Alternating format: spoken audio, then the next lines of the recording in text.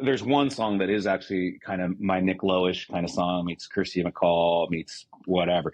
But the idea, you dialed it so. Thank you so much for that. That's really, it's nice to be seen in what the attachment is of that. That's 100% it. It's, let's keep it short and quick. Let's be a little diverse in it, like Nick Lowe. I'm going to record it myself. I have no interest in the cutting and pasting of whatever. And that's not I'm not trying to be self-righteous, because that can, I can do that too. And I think it's nonsense. I think songs are cool. Whatever not everybody has the means to, to record. I'm just a big fan of things a little more, not necessarily lo-fi. Like, I'd like to be the king of mid-fi. This is Rob Ruckus. Hey, this is Kate Clover. Hey guys, it's Nick Collins here from The Effect and Better Strangers. Hi, my name is Madeline Rose. Hey, it's Ben McKelvey. It's Tim Howard here from Mike and the Mechanics. Hello, I'm Amanda Lehman. I'm Billy Harvey. What's going on, everybody? I'm Casey Sampson from the band Twist Stop. Hey, it's Tony from Fastball. Hello, everybody. My name is Isaiah Mitchell. Hey guys, it's Matt here from the White Lakes. You're listening to Almost Famous Magazine. Come join us for this interview. Check it out, Almost Famous Magazine. Hey everybody, welcome back to The Hang right here on Almost Famous Magazine. I'm so excited. I just finished listening to a new album, and we are going to talk all about it today because I'm super excited to have the artist from that album, Sharif Dumani, with us today. Now, a little bit about Sharif. He has a history of starting in punk bands like in the late 90s. He's been around the music scene a while. He currently fronts a guitar pop group Exploding Flowers and plays guitar for legendary punk artist Alice Bagg, if I have that correct. You still doing that? Awesome. I am, yeah. All right. But now here's the great part. He's kicking off his solo career, and I'm so thrilled to have him hang with us today. Welcome, Sharif. Thanks. Appreciate it. I'm stoked. We're going to get to the album in a little bit. Cool. But I always like to start getting to know you and your music and your musical background. So the big question that I have to start this thing off is, how did music come into your life? Did you find music, or did music find you? And what's that journey been like? Yeah. Trying to think. I mean, my parents aren't super, they like music, but they're not, I mean, I didn't get really, they had like, Mamas and Papas records, which are great, but also like Anne Murray, which I can give two shits about. And then my cousins, I think maybe the very starting point, just I kind of grew up with, we're first generation family. Both my parents from Costa Rica, on my mom's side for the most part, except an aunt, moved out here. And so my cousins were a little bit older than me by about anywhere from 5, 6, 7 years. And so when I was kind of coming up and just starting to get interested in music past, whatever maybe my parents would be playing, which I didn't really have a connection with, it was just of the day stuff. Like hip hop was a thing, sort of metal. So it was sort of like, Run DMC, just as much as Motley Crue. Like, so that's kind of the real starting point. I think Michael Jackson might have been my main man when I was a kid. I still love a lot of that music. To a certain point. So just kind of like New Edition. Man, I worship New Edition. I love them. So just kind of bubblegummy, sort of R&B bubblegum. What would be boy bands, I guess, then. And then sort of Run DMC and Beastie Boys, and then a little bit later EPMD and things like that were in the consciousness of stuff. Yo MTV Raps, I was just like really. But this is all actually even before that stuff. To be honest, I was listening to stuff like that. Then kind of some hair metal, because it was just constantly slamming in your face, like Scorpion, stuff like that. So rock and hip hop, and then there was a shift. I think I was maybe 5th grade. There was a skater, because skate culture was such a thing. It had gone a little bit more mainstream. I mean, not like now, but, Bones Brigade and all that kind of stuff was such a thing. This was mid 84, 85 or whatever. And so I remember a kid who had, that thing, that haircut, I thought that was super cool. I was like, that's fucking rules. And he was like a grade older than me, and he totally had that, and he was a skater. And he's like, I think he's like, oh, there's this cassette, but you wouldn't like, I don't think you'd like it, because just being a piece of shit, basically. And it was Black Flag My War, and that was like, that wasn't actually the starting point. That was a curiosity. Like, what the fuck is that? And had the whole Raven and Pettibon drawing. It just didn't make sense with like a glove, and I was like, whoa. And then my first records, I can remember some of my very first records. So it's kind of really quick. I moved really quick from like a New Edition, the Jets, El DeBarge, Michael Jackson, Run DMC, straight into punk. By 10, I was in. I was really, really little. My first shows are really, really little. And so my parents were super cool now that I think about it, because they'd take me to when Tower Records had records there, especially the import section was awesome. It was like all kinds of like imported punk stuff. So I would just like I think my first records were, pretty typical, but I thought Dead Kennedys, Fresh Fruit for Rotten Vegetables. I think Misfits, Walk Among Us, or maybe Legacy of Brutality, because this is a little post their existence. And then GBH, and I just started scooping up all this shit. And my parents were really cool. They bought me these records. They even bought me, I have to beg. I made such a garbage record. It's actually pretty good. But there's a exploited Jesus is Dead EP that was banned. And it's like Christ on a cross, these nuns with skulls holding a penis. And I'm like, my mom bought me that shit. I was probably like 12 by this point. I'm like, that's kind of fucking rules. You know what I mean? Like, what? Either some are looking at her like bad parenting, which I don't think. She's a great mom, but like that was pretty open-minded. She's just like, this little boy's weird. All right, we'll see where this goes.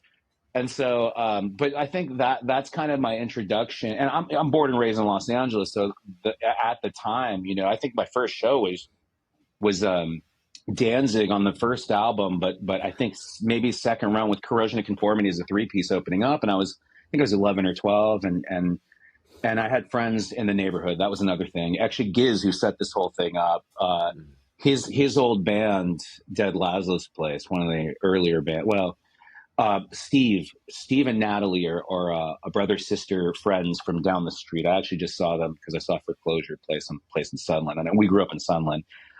Steve was down the street. We were just talking about this, and I used to buy records off him for $3. He was probably buying weed, and I would scoop up all that. I learned some like Voivod, Killing Technology, and like English Dogs, and just kind of this kind of hardcore thrash or crossover. And I was just a really curious little kid, and I just like this subculture was just I don't I think people forget now, maybe my interpretation, that like punk is like, it's got all this, it's radical, it's this, it's all of those things. But I think ultimately, at least in the 80s, right? I play with Alice Bag, and that's 70s. That's just it's all tied, but it's a bit different, right? Like by the 80s, whether people slam it for hardcore or white suburb, whatever, there's all narratives and revisionist history and truth and all this stuff that I could care less about. I'm a fan of the music.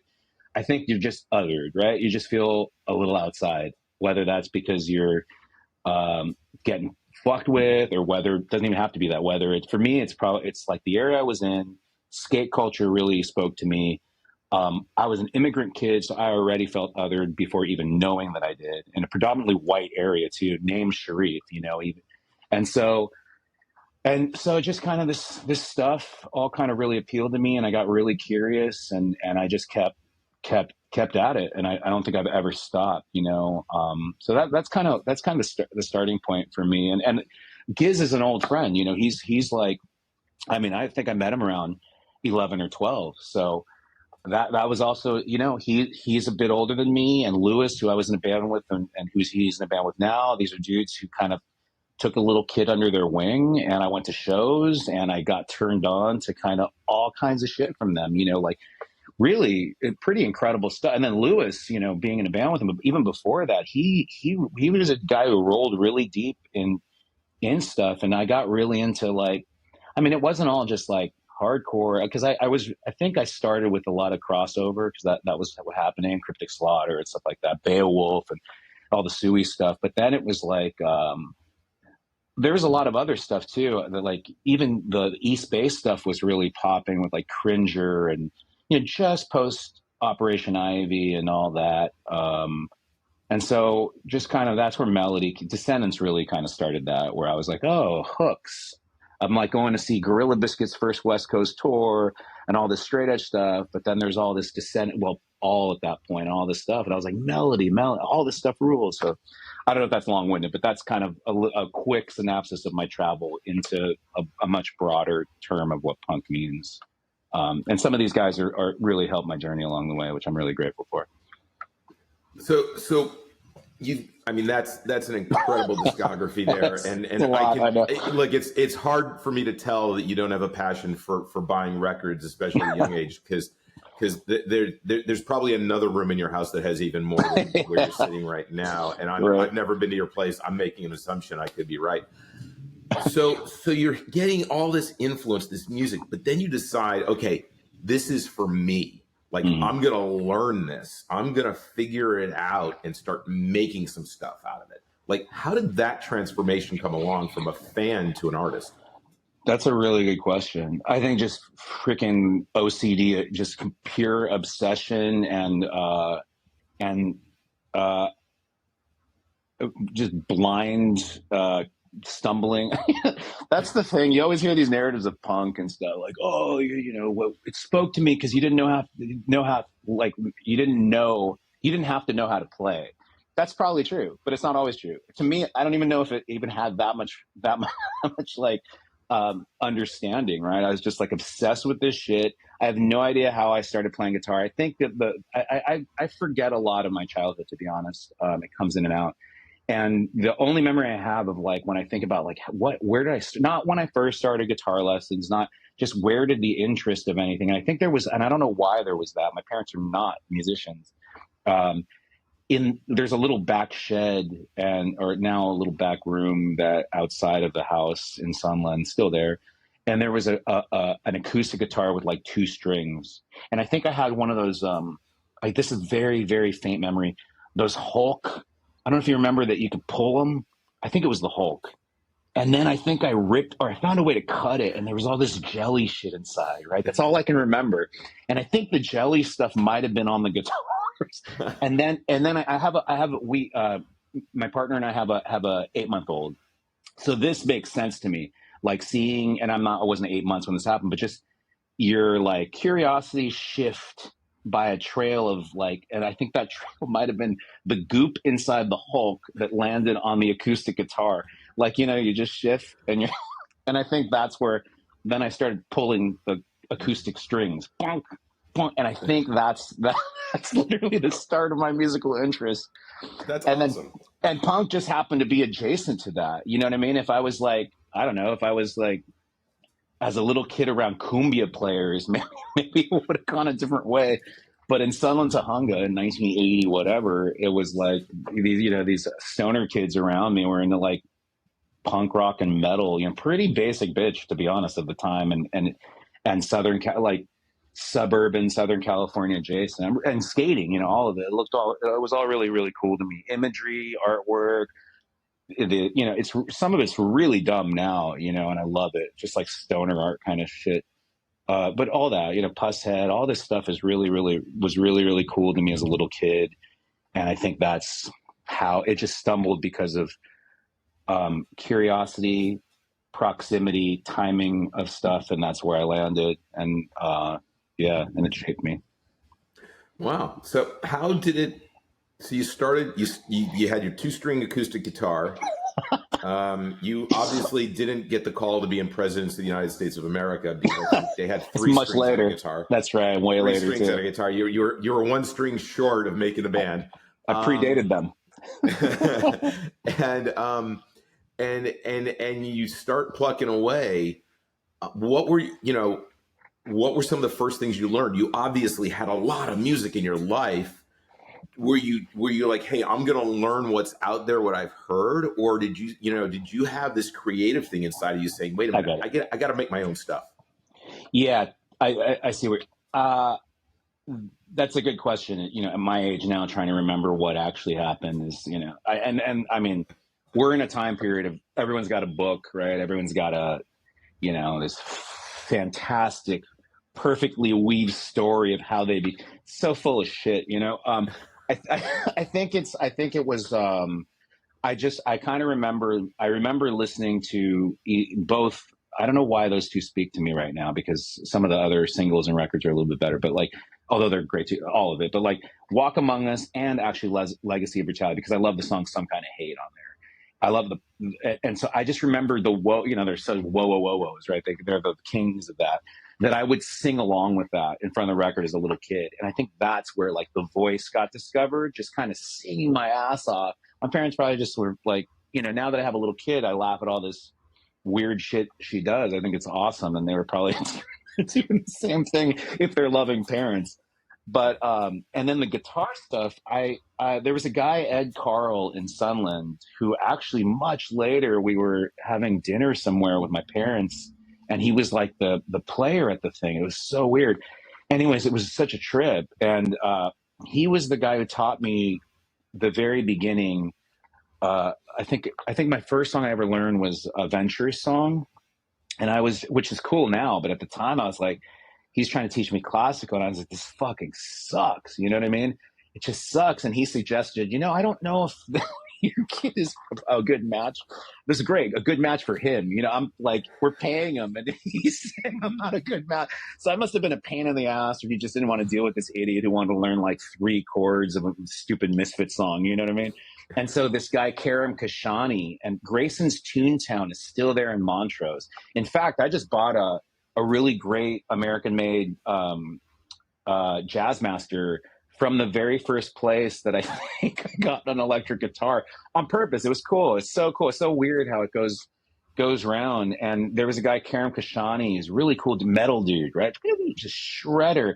I didn't give a shit about shredding. I want to learn these stupid, simple songs. And he was so cool. He taught me. And that's it. I think it's somewhere between singing along the punk records that were catchy and then me just wanting to learn those songs. And from there, I don't actually remember, but it was just a curiosity. And the only thing I kind of remember is loving to place my hands anywhere and seeing what could shape there. So I had a real, I think I was cooler then than I am now in the sense that like, what a curiosity to experiment.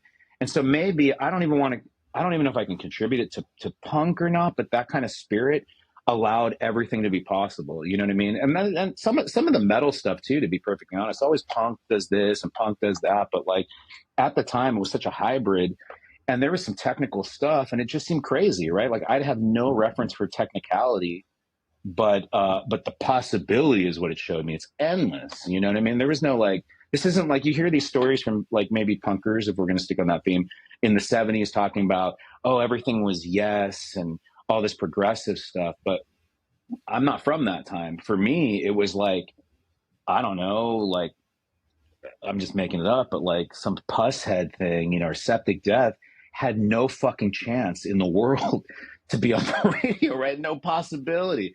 And so, or any of that kind of mainstream, whatever nonsense. So I never even flirted with that thing outside of New Edition and some hip hop that I love. So that was so young that I don't think the vocabulary of boundaries or forced imposed like barriers were ever there. So in a way, I got to say, as much as punk, some of the thrash stuff too, and artwork even alone influenced me only in the sense that there's an endless possibility because nothing ever told me that there were boundaries or limitations, that you can't do this in an industry or you can't blah, blah, blah. It's all goofy, you know, it's all nonsense. It's still nonsense. And so that's kind of, I would attribute that to any kind of instrumentation, anything musical and the open possibility.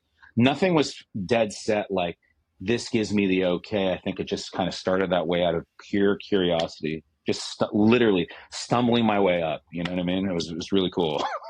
I mean, it sounds like you didn't know what gravity was. There was nothing that hold you down. 100%. It's awesome. That's why I was way cooler then and had no idea. Well, no, I think you're pretty cool now, and we're going to get to the album. We're going to get there. Because I got a lot of questions about that. All right, cool. But you've been in a number of bands over the years, played with some groups. What made you decide it was time to go solo? That's a good question. Solo is such a weird thing. With Exploding Flowers, I write everything. I would say I'm a big fan of, no person in life, right? Not even me. No one does it alone. No one. I don't care what the egos want to say. Fuck you. You know what I mean? So, but I do write the songs, right? I write the songs. I write the melodies. There's an investment that I don't want to belittle either. And so I write all that. We come in. Sometimes I have other people's parts, never impose. Sometimes they have theirs and they come up with really cool stuff. So writing is me. Everything is a 50-50 split in my world. Other people don't work how they work, but you're never going to keep anyone that long if you're a dick, right? And so with Exploding Flowers, I kind of feel like I write there too. The solo thing just became a batch of songs that I really wanted to, I wanted to do something a little bit more, well, it started with wanting to do just more of a kind of sort of lo-fi acoustic stuff, like with instrumentation. And it turned out that turned out to be very few of the songs. And then part of me wanted to do ragers, like, melodic, noisy SST when it was in its prime, right? Your Onks, Dinosaur, Meat Puppets, whatever. Just that kind of world was in the back of my mind, even though I wasn't trying. Although there's some very Dinosaur heavy with the wah. But the wah stuff is just as much Ron Ashton or Kirk Hammett, to be perfectly honest. It's all wah and melody and wailing. And so I just had these songs that were a little more raged out or rockin' than Exploding Flowers, which I try to do more of a fine-tuned guitar pop stuff. And Nick Murray, who's like one of my really closest friends, he was in the OCs and White Fence, but he's been a shitload of other bands and recordings, is the dude. For me, it's like Nick, we played in a thing called Gold Star, which is still going, with a guy Marlon. And so Nick is just an incredible drummer. So I was like, this would be really fun. I want to experiment on I record everything myself, intentionally. With Exploding Flowers and other projects, it's all on a Tascam MS-16 1-inch. But I also have a Tascam 388 1/4-inch, 8 tracks mixer built in. And so it's more portable. It's big, but it's portable. And I wanted to record on that to limit myself intentionally. And also because I can rope in Nick easier by dragging it over to his studio and just kind of getting him when he can, because sometimes he's a little slippery fish. He's got a lot going on. And I thought it'd be really fun to not have him know what he's going to be doing. And that's the whole thing. So I'm just like, hey, look, let's jam on this. We do it 2-3 times, literally press record. It's just some shitty ass scratch track guitar, Nick fucking raging. I take it home and I drop everything on it. And he didn't even know what it was going to sound like till I gave it to him like a year and a half later.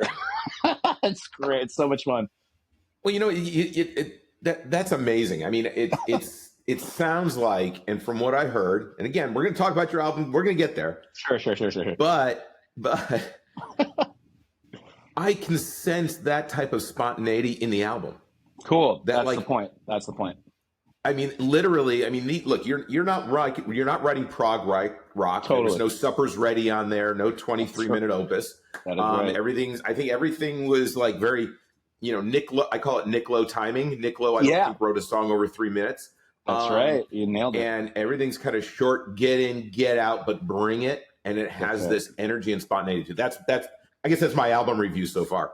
But that idea that you're still doing it in, with a portable 8-track, tape on tape, you're not like, oh, let's Pro Tools this shit, is incredible.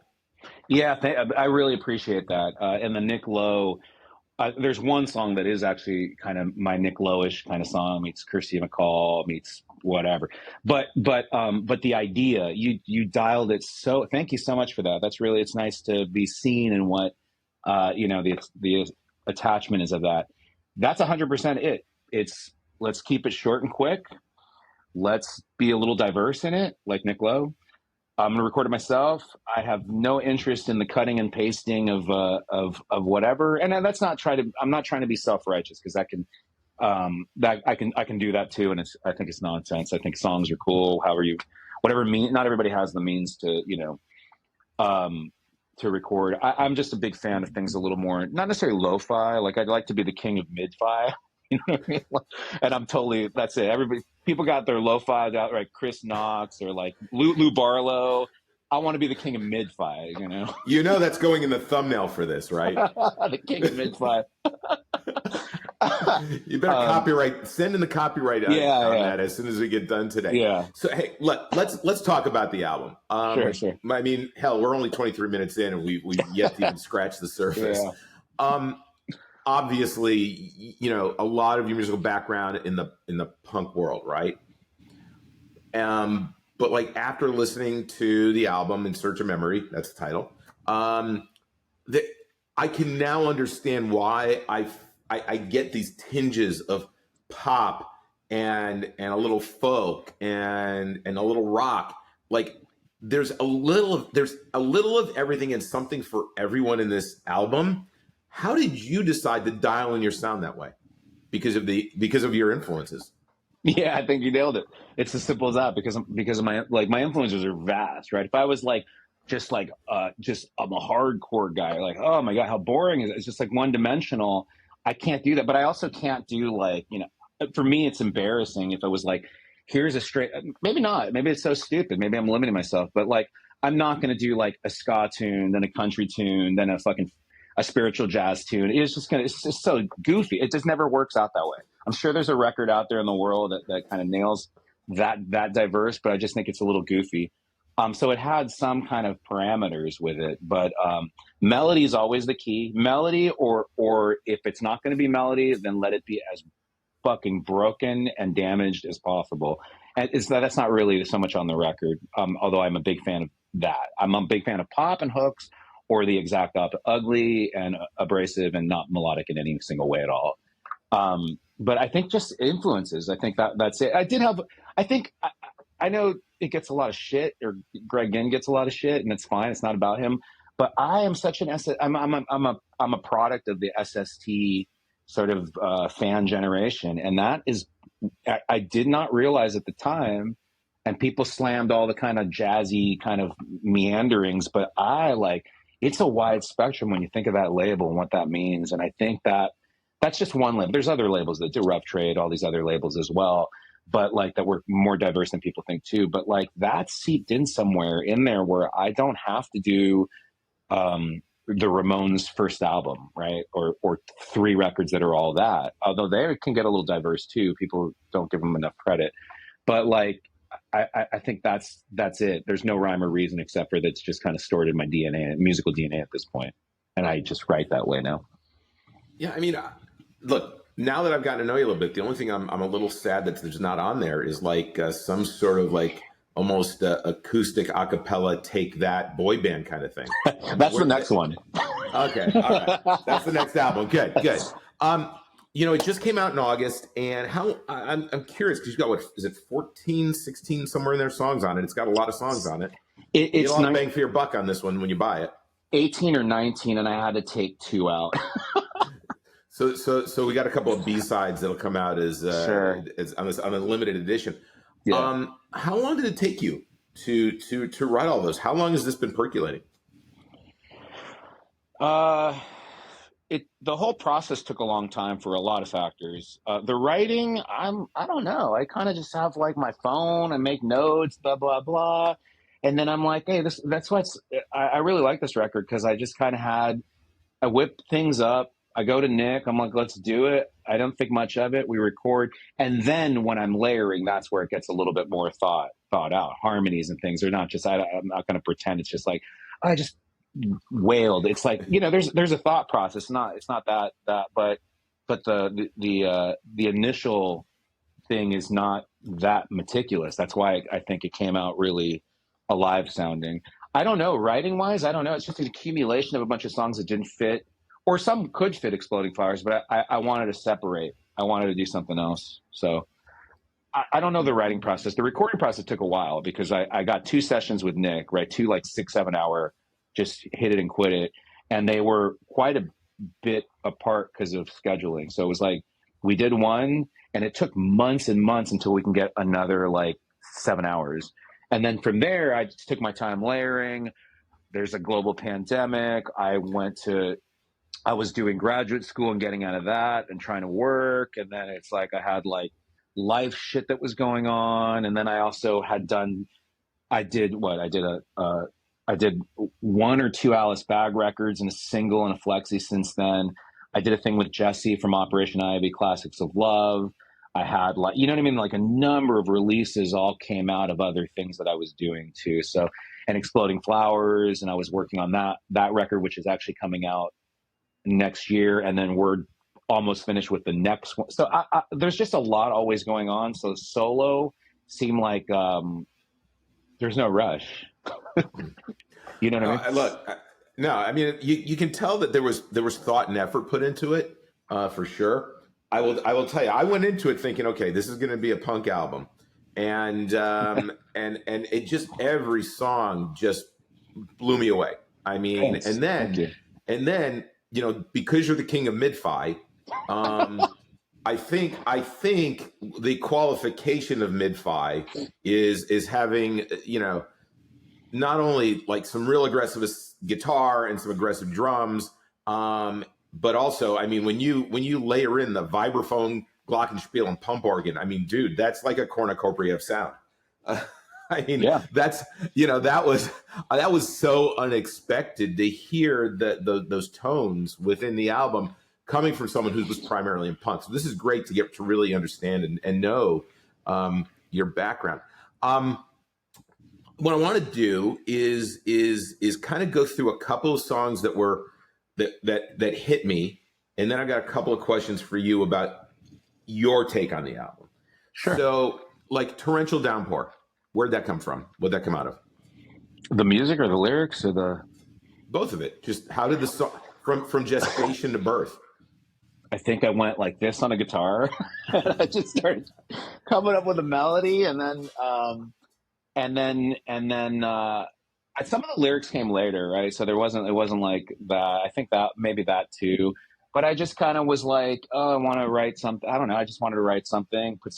It's actually like, there's some really cool chords in there that are a little strange. I don't know if in the mix it comes out entirely, but so it started with that, and then yeah, I don't know. I just kind of pieced it and just, you know, just build upon the lyrics. Lyrically, yeah, tell me about lyrics. Something different. Lyrically is about like it's you know, I kind of went how do I put it?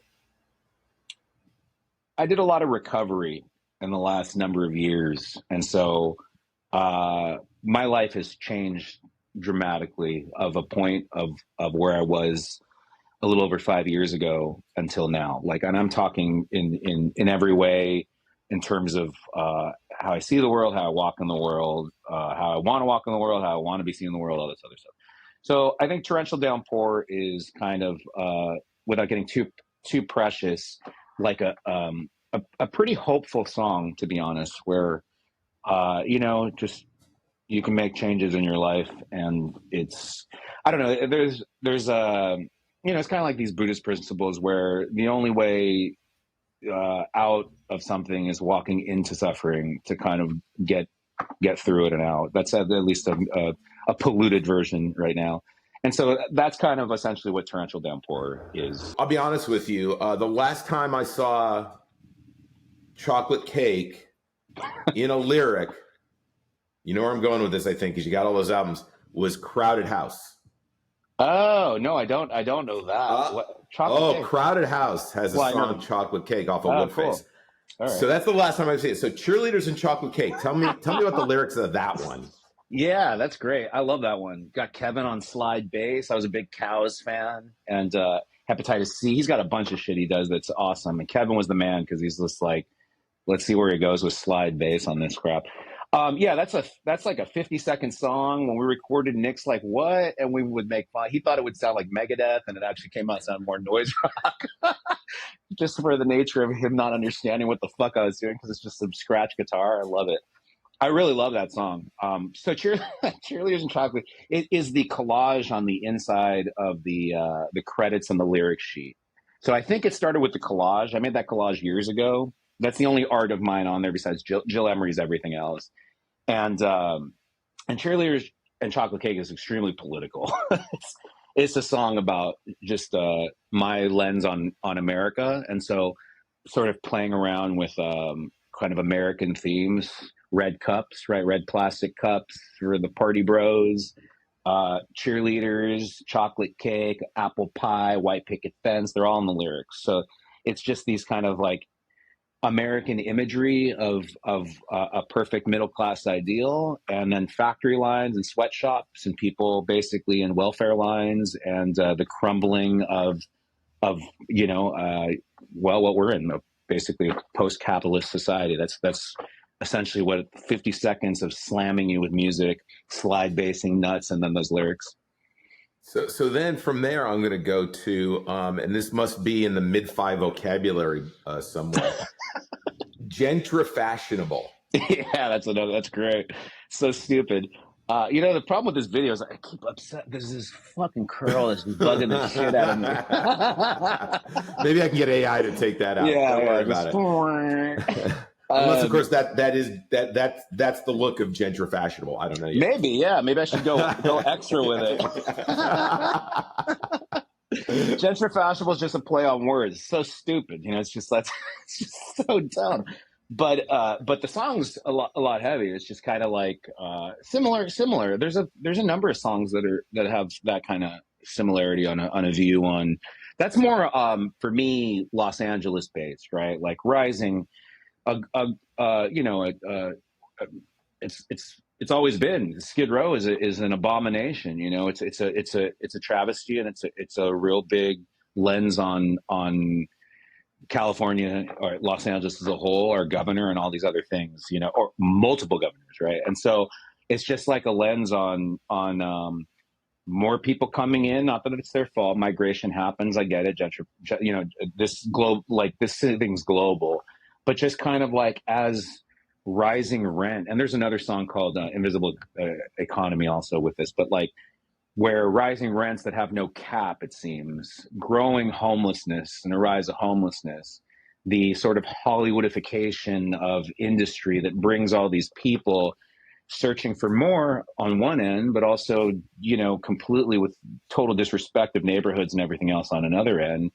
And sort of here's another asshole coming in who thinks they're a fucking star with daddy's card and stepping over the bums as they party down, whatever. It's just every day, any night, and anywhere, and we all can be that, on any end, right? Well, some of us are one paycheck away from being that, and some of us have one paycheck more to party it up there. So it's just kind of that's. So I'm just playing with gentrifashionable as people from everywhere, New York, San Francisco, in more recent times, all migrate over here because their rent's a little cheaper here and they can play around a little more while everybody else is fucked, So, and that's not just saying New York and San Francisco. That's not what I mean by that. That's just one small example of that. So that's what that's about. All right. So we'll do one more, and then I'm going to ask a question about the album. Okay. So you go from LA, and I'm in the North Texas area. How does the guy in LA write a song called "In Texas"? That's not my song. That song is the only song that's a cover, and that's a really political song that was Danbert. And so I really, they get a bad rap, but I think Chumbawamba is an incredible political band, right? Like I think every step of the way, I love their early, that song is from, I think 1984, and it's a demo before their first single and record. And it's an acoustic song that's just Danbert Novikon, or Nobakin, however you say it, is the singer, one of the singers, along with the women too. And it's just an acoustic song with him singing this that came out on a Chumbawamba cassette that in just the last couple of years actually got a bootleg issue on vinyl. And so I wrote him because I follow him on Facebook, and I said, hey, would you mind if I did this and could you find the lyrics? And he said, he was so cool. He's like, first of all, you never have to ask, he was just like smashing that kind of industry crap. And he goes, I'll try finding them. I never heard back. So I kind of made out, I hope, the lyrics. I've sent him a copy since then. He was so kind. He sent me a bunch of CDs of his solo stuff, but it's a Chumbawamba song. And I think, I didn't ask him verbatim, but I think basically just on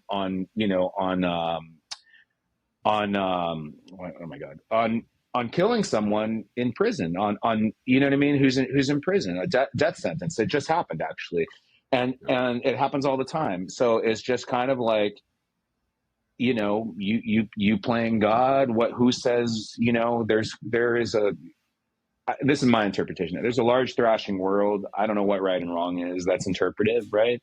And so horrors happen, but what is right? I don't know. So it's as far as killing a person and then retaliating with killing them. Then again, I'm also, my daughter's alive. Something happened. So this is really complex stuff, but it's a beautiful song, and I love complexity. Right? I love my brain not knowing where to, because that's where the growth will happen. And so that song I think is wonderful. So I covered it. That's freaking awesome. I mean, yeah. we've gone from punk rock beginnings to covering Chumbawamba. I mean, of all bands, I don't even know if I've heard their music in the last 20 years. Maybe in an elevator. If you can hone in on, for me, every album that any artist ever makes, there's like one song that's your love child, right? It's the one song that you're like the most in love with. And I'd love to go song by song, but I want to know which is the song on your album that is the most precious to you and why. Oh man, I have to look at what the songs are. I have no idea. I can do that. I have it on my phone somewhere. Let me, that's a hell of a question. I mean, I don't know. It depends what day you catch me. Sometimes I'm like, I don't ever want to hear one of these songs ever again. You know what I mean? I'm so fucking sick of this shit. I'm already finishing the next, you know what I mean? But, and then sometimes I'm like, oh, this is cool. If I die, this might, some 17-year-old might find it in 2057, bootleg it, make a shit ton of money off me, and right on, if anyone cares. I don't know, man. That's a really hell of a question. I guess what I find, I really like the one that's probably the catchiest, but I feel like it's not looked. Although lyrically it's just so simple. It's just a little love song. That As Far Out As We Can See. I just think it's just a hooky tune, and I really like that tune. I like the solos, the harmonizing pop solos on it. But that's just today. I have no. That's a really hell of a question. I don't know. Any other day that ends in a Y could be different. Yeah, that's exactly correct. That's right. Cool. There's intent by artists to make music for themselves, right? But there's also hope and desire that other people appreciate it. What are the things that you hope people appreciate when listening to your album? Like, what do you hope that they walk away with from it? A lot of things, but if I'm honest, I think with when I was wrapping the record up, especially, I really like the lyrics. I usually am a melody person, and I do like lyrics. I'm not like just whatever, but I also like Baby Baby Baby too. Just if a song rules, I could care less. I even like songs that are fucking terrible, like in terms of like the content. It's just really, I'd be canceled or whatever. You know what I mean? Like it's like if a song's good, I'm not that proud. I'm not like, hate the artist because they're a piece of shit. It's like, it's kind of a rockin' tune. So I can be loose like that. But for me, for my stuff, the lyrics, I poured a lot of blood into that, a lot of like life stuff. And I hope someone feels that, finds some hope in some of it, or thinks about certain things, translates it in however they want. There's actually a review from a foreign country of the record where I think they thought my politics might have been suspect. I forget. That was my interpretation. I was like, I don't know what they mean by that. Maybe, the danger with interpretive is that someone can take your shit like Dead Kennedys Kill the Poor and think you want to kill the poor when it's satire. So, but that's not for me to give a shit about. It's like, let it be. So I hope someone gets something out of those lyrics, especially some of the ones that are, I'm really proud of the ones that are a little bit more on the socio-political end. But in truth, I think the real power comes with if someone's wanting to die and find some kind of thing in something that gives them some kind of sense of being understood. That is the ultimate for me with anything. That's fantastic. I'm fascinated because I'm looking at the room you're in. You have an extensive vinyl collection. And recently I got into purchasing. My niece has a record player, and she's obsessed with records. Like I took her record shopping, and she's going to get records for the holidays. And I went to a record show, and I'm like, awesome. Something I really miss, and I unless you're getting like the Police box set or a rarities collection because someone is just trying to do re-release stuff these days. Mm-hmm. That time, especially like in the 80s and early 90s, and you've probably got some in that collection, was when you'd buy a single, there may be a remix, but on the backside was a demo, right? And you got that insight into where a song started to where it went. And it seems to me there's kind of a lost art of that. Like people aren't, because we live in this world of video and digital perfection, right? You practice you may put something on TikTok or Instagram, but you've done it 35 times till it's perfect. You don't want to see the warts. Have we lost the art of that early creation demo to be vulnerable enough to share our process with people? And then do you think, and this is going to be interesting coming from the way you created your album and the way you record it, is the song ever really done? Like, how do you what's that finish line for you? So I'm interested in your thoughts on that. Yeah, it's a two-parter. Yeah, the first one is interesting because they kind of combine with me because I'm not recording demos. Someone might think it is. What demo? I mean, as the king of mid-fi, that there's no demo. And I love shit that's garbage sounding. Guided by Voices B1000 is a horrible sounding record and it rules. You know what I mean? So that is easily a demo in some like big wig producer in Don Was's mind or whatever, but I think that I don't know the answer for the first one because I don't even pay attention. Like whatever, and it to me it's sad because what would have been another time where I would have been like, I don't really give a damn what the mainstream is doing, right?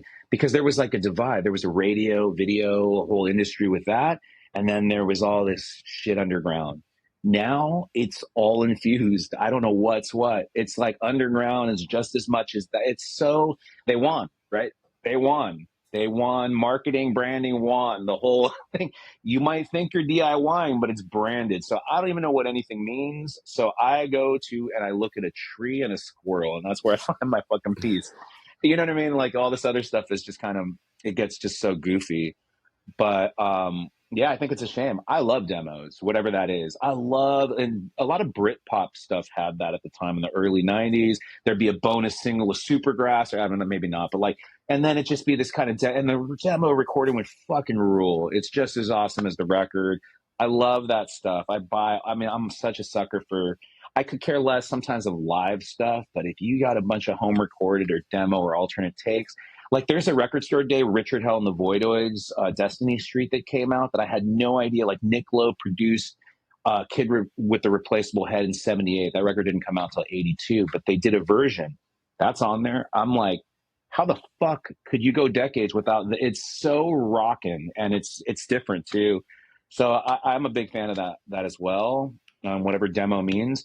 And the second half, what was that again? It was like, when is a song finished, right? Because Godspeed. When in your mind, right? And I've never seen you play live before, so you may be an artist who plays note for note exactly. You could be the new Yes, except in a shorter version. You play every note, and there's no improvisation. Or your live sound may be completely different from what you did on the album. But when do you feel that you've reached a point where that's finished to the point that I can give it to the world? Like because painting, right? Painting, once the paint dries on the canvas, you're kind of there. You can add some more layers, right? But typically you hang it on the wall. But in music, you've got a certain flexibility. Yeah, I think when you're probably the owner of a lonely heart is when you're done. nice deep cut there for everybody who's like was alive back then or knew that you had to crank it up to 11 for that opening Trevor Rabin guitar part. I don't know. That's individual. For me, oh man, that's a tough one. I get sick of it, but it's not lazy. I really care about the craftsmanship. So I don't know. I think it sounds so stupid, but it's just a feeling. I just know when it's done. There's yeah, I think it's something that is way way. I think it's just beyond words. That's it. I think that's another thing that gets lost a lot of times. And I don't mean to get too spiritually on shit, but I do think there's something, we are so far removed from channeling and tapping into something so much more, because we know it's not a daily life practice, right? It's a product. It's based off of whether it's validation as your currency socially, or whether it's monetary or something like that. But when I listen to like my teachers, sort of in a jazz age of whether it's from the 50s onward, in fact even the 40s, there's so much spiritual nature in Pharoah Sanders or Albert Eiler, all these people, John Coltrane, Alice Coltrane, all these people, Roland Kirk, who like really believed in what they were doing. Like some would say lunacy, you know what I mean? They were just so channeled in. And that is such a, like, from African griot to, on and on, like music as life, as a passed down, like it could be anything, right? It could be music as a celebration, as history passed down, as any of that, is just as much as like dance was with humans. And we're so fucking far removed from that my only interest now is how can I little by little take a sledgehammer to break every fucking thing that was imposed on me by society and smash it daily, little by, man, it's so embedded, it's so hard. But if I can take a little chip off of a wall every fucking day to say, fuck you, why do I have to live that way? Why can't it be spiritual? Why can't it be anything it can be without, you imposing?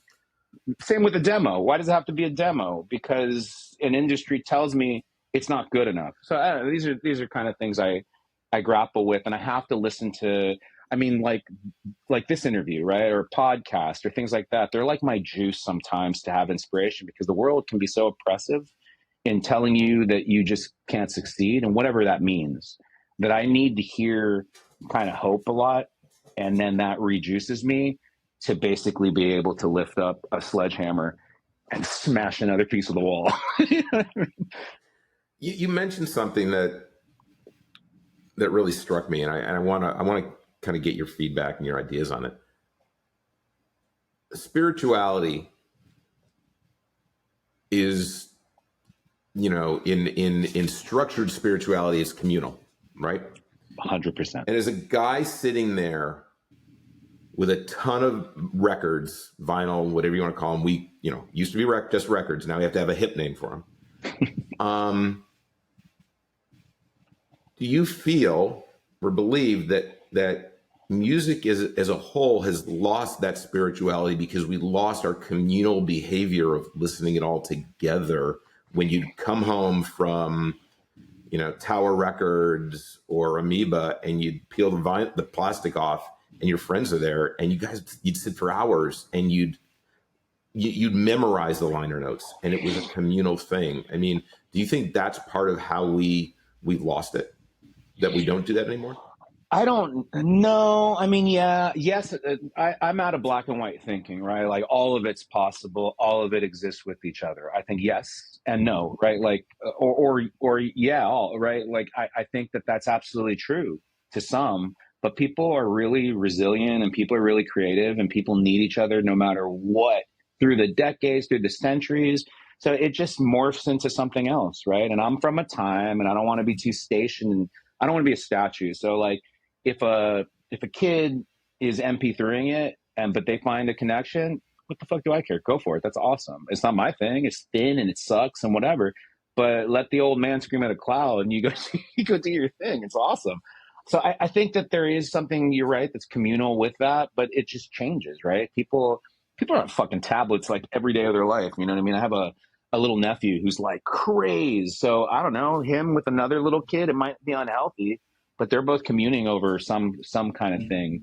That's a little bit, that might not be the healthiest kind of comparison, but so I think what I meant by that previous statement is more the commodity aspect and the squeezing through industry. And that's not new. That is probably when your Virgin Records became from independence to major labels, and then they had a stranglehold. Race Records from before, you know, this is like, it just sort of a post-industrial, you know, kind of hangovers and stuff. And so I just think that's a long time that it's been, but I think it's not that long. I mean, I don't know. It's been a very long time, but 200 years is not as long in the grand scheme of things as you think. So when you think about the kind of connectivity of that and what art maybe even meant, and that can be oppressive in different lenses, right? But even then, it still meant something. It was so dangerous, it could be powerful. I think now it's not the art, it's sort of the tech behind that can use art, where I think that before, maybe similar, maybe religion institutions could be the equivalent of like Silicon Valley or something, using that stuff, but the art still had a real crazy meaning. Now it's fucking disposable as anything, right? And I think that's a little bit different, if that makes any sense. I'm getting way too heady. No, I get it. I mean, it's just, you know, I don't know, maybe as we get older, we get nostalgic, but it's like, I can remember walking to my aunt's house and it had that smell, right? And you remember, like, if you hit a smell, that's a memory sensitive thing. Totally. But then also I'll hear a song and I can remember sitting in my mother's living room, my friends pouring over an album, and that was communal. And nowadays communal things are, you know, hey, let's play Xbox against each other halfway across the world. You're not communing, you're communing together, but you're not connected together. It's just it's kind of a weird thing, right? And I think that music, you know, is one of those things where enjoying it together and then analyzing it together so we can share perspectives. Like a movie. Yeah, it doesn't happen as much. Actually, here's a take. I think it might even happen just as strong, but it's not the vinyl, it's the live experience. Because kids, post-pandemic especially, I think, in fact, it's happening massively, because I think the live, which is funny because I like making records. So this is where I'm like, this is your world now. I play live, sure, but like, do I care about it as much as making a record? Honestly, at this today, maybe tomorrow's different. No, but other people do, and that's awesome, right? It doesn't have to be my world. I live in my world because I want to live in my world. I think the live experience is that now. I think kids want to fucking see something that makes them fucking rock. Then they'll buy something. Some of these kids buy records just as a like you know, rich people used to do with the armadillo mandolin and kind of tack it on the wall. You know what I mean? They just buy these records and they don't even listen to it. But whatever, who cares? Support the artist. But I think the live experience is what you're talking about, which actually, in a way, it actually channels centuries ago, even more so than maybe the times we're talking. Well, I think it's all equal, but like that live experience is as close as you can get to like a channeling of a spiritual connection. So maybe that's the argument, that it is happening. It's just a different kind of thing, you know? No, I like that perspective. I mean, I'll be honest. I do concert photography, and a lot of times I've got 3 songs to get my shots, and my focus isn't on the audience as much, and it isn't on the experience. But I went to see Keen recently. A buddy of mine invited me to Keen, and it's rare that I sit in an audience and I get jittery because I'm like, oh, that angle and that light, and then, you know, you get all reactionary. But it gave me time to breathe and look around the room and experience, without being the biggest Keen fan, knowing a little of their music, what it meant to all those people in the room and how they were loving it together, and how people brought their young children and the kids. Awesome. I mean, it was a really cool experience, because sometimes I lose track of that when I'm in flow state and I've got 3 songs and I know I've got to do a bunch of manual things right. So I like your response there. Now, this might be an easier or hard one because you may or may not have ever thought about it.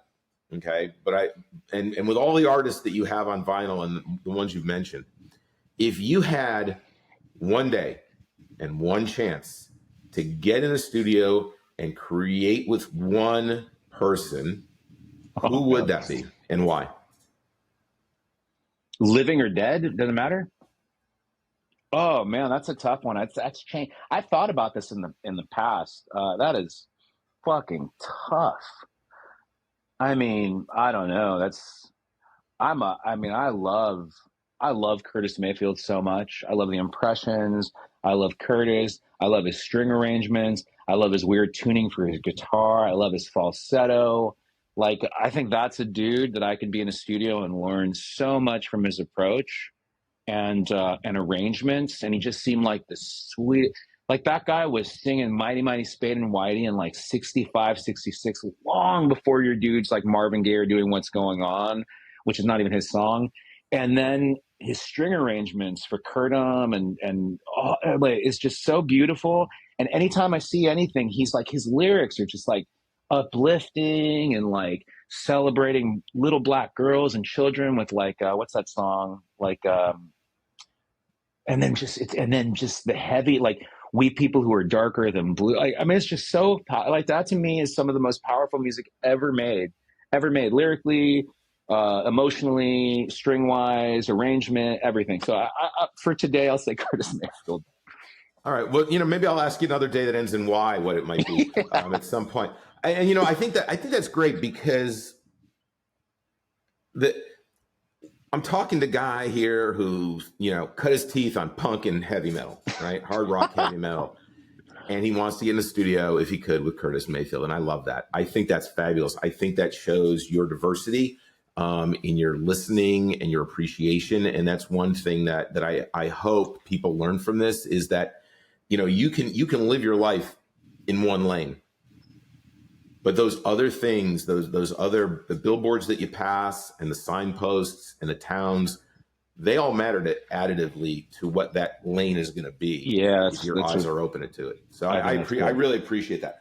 Like everybody knows when they listen to us here on the Hang that I'm a big believer in buying music. I mean, I bought your album this morning, so you'll get a tiny Bandcamp check. Cool, thank you. I would like to see all your stuff on iTunes. I went there first. It's coming. Hopefully it's coming perfect. It is.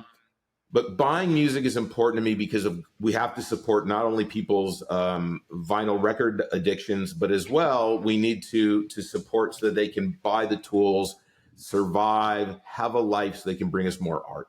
So, you go to Spotify, you find somebody new, that's great, but support the artist, go out. Absolutely, everybody go out and buy Sharif's new album. But with that, I'm always curious about, who are like 3 artists that are kind of your, depending on the day of the week, because you're like, like the weather. Who are people right now that are like your earworms that you would share with other people to explore and enjoy? Sure, yeah. Well, pull up some records. There's so much. I just figured I'm going to stick with things happening now because to support them. I just recently played with these ladies from Florida. They're sweetest people. Their music fucking rocks. They back up Iggy Pop. They even have a hype sticker with Iggy. It's just incredible. And I was like, all right, cool, that's cool. And then I played a show at Alex's Bar in Long Beach with them, and I was like, whoa, they're fucking great. They're so sweet, but they rock. And so I'm just like, I bought everything. I'm just so Las Noobs from Florida. Like, here's 2 records. They actually got I think their first record recently reissued, the single. These 2 records, really, really, really cool band. Like, really kind of hooky tunes, distorted, like, I don't know where you file it. Doesn't matter. It's got punky elements, not punk at all at the same time. It's just rules. It's just great, like rockin', hooky, indie, DIY, whatever, whatever these fucking markers are. But they rule. Las Noobs. Check them out. They're actually on tour with Davila 666 right now on the East Coast. But that was such a pleasant surprise. So I'm a big fan. I wish them the best with every single thing that they do. This other band, these girls are fucking ruling, and I just got hip to this. This is like, all they have is this single and a record coming out, but I think they're from, where the fuck are they from? France or Spain? I think France. Alvilda. Man, they slay. They're like, if anyone's into kind of like, I don't know if you know, like the Shop Assistants or Chin Chin, just all these girl like these kind of punky, melodic, noisy, kind of really sweet melodied bands from the 80s, or Dolly Mixture before that, which is, I'm a huge fan. In fact, we have Rachel from Dolly Mixture singing a song with us for the Exploding Flowers record that's coming up. And for me, that's a dream because I that's one of my favorite bands of all time. But anyways, this band, however you say it, Al Vilda or whatever, fucking slay. Record's coming out. I think it's pre-order, but this is a single from a couple years ago. They're so good. And then I'm kind of a toss-up between, 3 is tough because I always want to push it a little more. But so I don't know. I'm all like 3, maybe 4. Maybe I'll sneak a 4. I'll let you wedge an extra in. Thank you. Then this really will, like, that warms my heart. So this girl, she's I think from Ghana. Man, she fucking slays. She's got a couple singles out. I think a record's coming out. Florence Adoni. Oh man, her band's sick as hell too. That is so good. And it's this label, Philophone, that has all this really incredible, like, African, and I don't know if it's I'm a big Ethiopian music fan from especially the late 60s into the 70s and actually 80s, because they were oppressed so long with the regime that the music that was allowed to be now kind of influenced by Western started in the 70s. So they're a little late, where you're listening to, like, oh, here's a soul record from 82, post-disco, Teddy Pendergrass kind of On the Wings of Love. I'm like, roll of the eyes. This shit's going to be really bad. But with African music of that time, way into, like, later were other kinds of music that are, I guess, maybe have an R&B influence or kind of getting a little bit, in my opinion, right, until the 90s R&B stuff like Mary J. Blige, which rules. Like that thing is all over this label, Philophone. So anyways, Florence Adoni, man, she is so good. I can't recommend that enough. And then the last one, my 4th, thank you so much for that, is I'm a big No Means No fan. I think No Means No are one of the greatest Canadian punk bands of all time. And so they're done. But I recently, my first solo show that I did with this record was this show, and it was with Dead Bob. And Dead Bob is John Wright from No Means No's band. And it started out as a project, but he's got, and like his band, I couldn't believe it. It's just like, not only the technicality, but the rockingness, right? It's like he's got people who are in all these other, like, underground Canadian bands, like Pigment Vehicle, which is another kind of No Means No like band that was like 88 to 94. I think they even have a record on Joey Shithead from DOA's label Sudden Death at the end. But anyways, his band is in fucking incredible. And if you like No Means No, I mean, this is right. It just continues that. So this is an incredible record that came out maybe last year now. Yeah, it's the end of last year. So those are my recommends of bands right now that are touring right now, that are releasing right at this very, very moment. And I can't recommend, and 2 out of those I played with. So I can tell you, like, live, they will crack your skull open. So just go support and see. The other 2 I would love to see. So hopefully they come into the States at some point. But that's my recommends. Dude, that's awesome. I mean, I had no idea about No Means No. I mean, my favorite Canadian band, I mean, Sloan, hands down. I love Sloan. People love Sloan. People say they're like one of the best pop bands of all time, and they're kind of Red Crossing before Red Crosses in their pop way. I know that, but I don't actually have that much. I don't really know that much. So where would I start if I were to Sloan it? Like, which album, in your opinion? Oh my God. 2 or 2. Now I got to, let me grab this here. Hang on, because I found one song, or the song, randomly. Totally. The song that got me on them was The Best Part of Your Life. Okay. And it's on B-sides, wins, extras, bonuses, and B-sides. I really love Never Heard the End of It. That album, I mean, it's 30 songs. Oh wow. And it literally, it just goes from start to finish. And one of my things about an album is when it's sequenced really well. I know. You got to start at the beginning and you got to go to the end. You can't just plop down in the middle. I love that album. I have photographed them a couple of times here in Dallas, and they put on a show. I mean, it's great pop. You've got to get yourself some Sloan. Definitely. For sure. That's a great Canadian band that I can listen to people love every day them. of the week. So awesome. Look, dude, this has been amazing. Yeah, thank you. I've got ideas in my head. We're gonna have to do this again. Maybe we'll just get together one time. We'll geek out on albums and songs and different artists. I mean, I bet you we could talk about real world records for sure. Awesome. And all those different artists. And I love European and Britpop and African artists sometimes more than I love a lot of the stuff that's come from America. So I think we could geek out on that at some point. But right now, the most important thing that you do while we wrap up is go out, support Sharif, buy his new album. I'm really looking forward to the new Exploding Flowers album, right? Yeah. Any idea when I can find that? We talking mid-year, early in the year?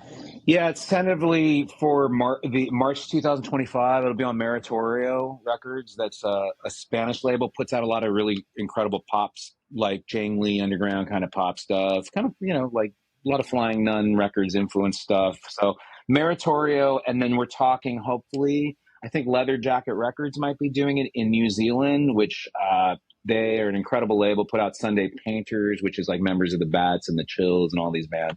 So we'll see. I think it's going to be a worldwide release, Meritorio, March 2025, and then possibly Leather Jacket Records for strictly New Zealand. But March of next year is when. But, I think pressing plants have opened up now more, so the delays are not really a thing as much now, but you never know. So March is kind of what it's supposed to be.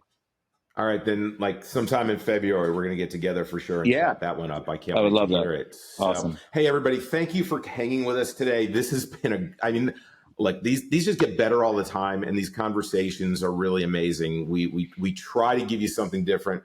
We try to ask different questions and just really get to know someone, right? Like we're having a drink. So thank you for following us and subscribing, checking us out on Instagram. We really appreciate it. Check out Sharif, and please come back for more hangs in the future. We drop them every Tuesday morning. So thanks so much, Sharif. Great getting to know you. I look Thank you. Likewise. To talking to you again soon. Awesome. Thank you. Appreciate it. Bye-bye.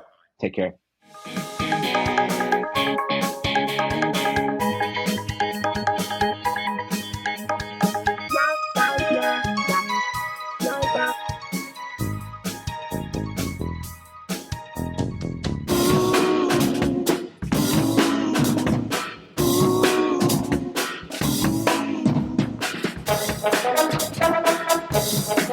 Thank you.